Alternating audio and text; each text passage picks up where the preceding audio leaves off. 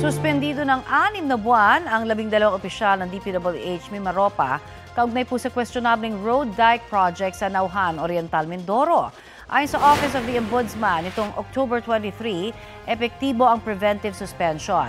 Dahil daw yan sa mga isinampang administrative at criminal case sa mga nasabing opisyal.